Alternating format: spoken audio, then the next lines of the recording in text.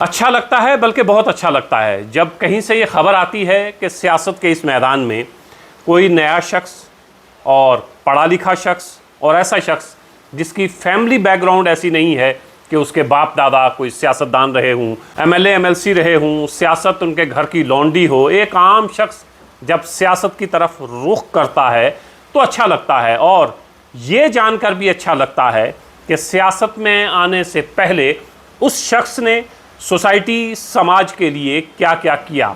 अगर उसने समाज के लिए जहाँ जहाँ उसे मौका मिला उसने अपने लोगों को याद रखा, अपने समाज को याद रखा, अपने आसपास के गरीब लोगों को याद रखा, तो यकीनन खुशी दुगनी हो जाती है। डॉक्टर शहजाद मलिक, आप तमाम लोग इनके नाम से वाकिफ़ होंगे, ख़ास तौर से पुंछ के लोग जानते हैं डॉक्टर शहजाद मलिक कौन हैं। मेंढर का एक गांव कसबलाड़ी, जहां आज भी बेसिक फैसिलिटीज़ जो हैं वहां तक नहीं पहुंची हैं। कसबलाड़ी गांव का रहने वाला एक शख्स हिंदुस्तान की एक बड़ी यूनिवर्सिटी का वाइस चांसलर बनता है और सबसे कम उम्र वाइस चांसलर। तो आज बात डॉक्टर शहजाद मलिक की। डॉक्टर शहजाद मलिक की अब तक की ज़िंदगी को आप दो हिस्सों में तकसीम करें।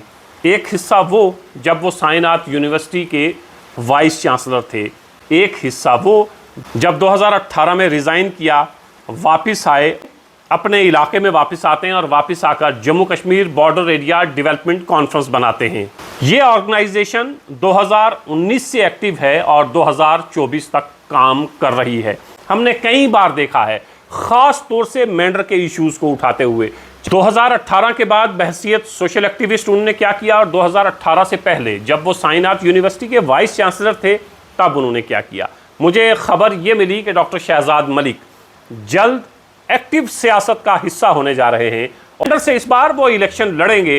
तो मुझे ये जानकर खुशी हुई और मेरा तजस्सुस भी बढ़ा कि जाने कि एक ऐसा शख्स जो 2019 में यहाँ आता है, 2019 से पहले वो बाहर रहता है, 2019 के बाद एक ऑर्गेनाइजेशन, एक संस्था बनाता है, उसके बैनर तले काम करता है, तो फिर उसे ये ख्वाहिश क्यों जागी कि वो सियासत में आए और क्या वाकई डॉक्टर शहजाद मलिक ने हमारे समाज, हमारी सोसाइटी के लिए कुछ किया है।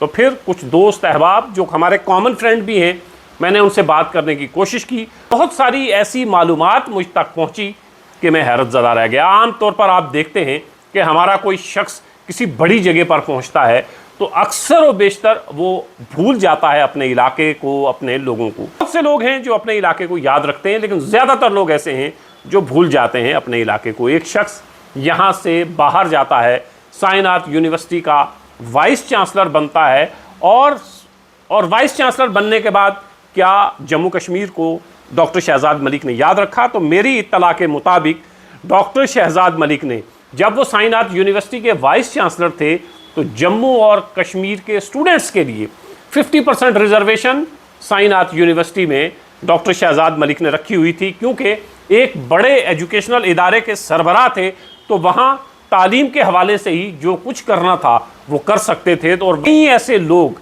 हमारे पुंछ के, हमारे मेंढर के, हमारे सुरनकोट के, राजौरी के, जम्मू कश्मीर के मुख्तलिफ इलाकों से साइनात यूनिवर्सिटी से पढ़कर आए हैं और वहाँ 50% रिजर्वेशन, 50% फीस में भी कटौती थी कि अगर 1000 रुपये फ़ीस है तो आपने 500 रुपये देनी है। जितनी भी उस यूनिवर्सिटी की फ़ीस हो आपने वहाँ 50% फ़ीस देनी थी और आपका दाखिला वहाँ पर हो जाता था। कहने का मतलब ये कि जब वाइस चांसलर थे तब भी अपने लोगों का ख्याल रखा और अपने लोगों का दर्द इनके दिल में मौजूद था। 2018 में रिज़ाइन किया और उसके बाद आते हैं पुंछ में Kashmir border area development conference बनाते हैं और इस संस्था के बैनर तले हम अक्सर और बेशतर देखते हैं कि डॉक्टर शहजाद मलिक हमारे मसाइल को उठाते रहते हैं, ख़ास तौर से जो मेंढर के मसाइल हैं उनको उजागर करने की कोशिश करते रहते हैं। बहुत सारी मीटिंग्स, बहुत सारे जलसे आप कई महीनों से, कई सालों से इनके देख रहे हैं, ख़ास तौर से 2018 के बाद आप देख रहे हैं जब ये सब कुछ छोड़ छाड़ कर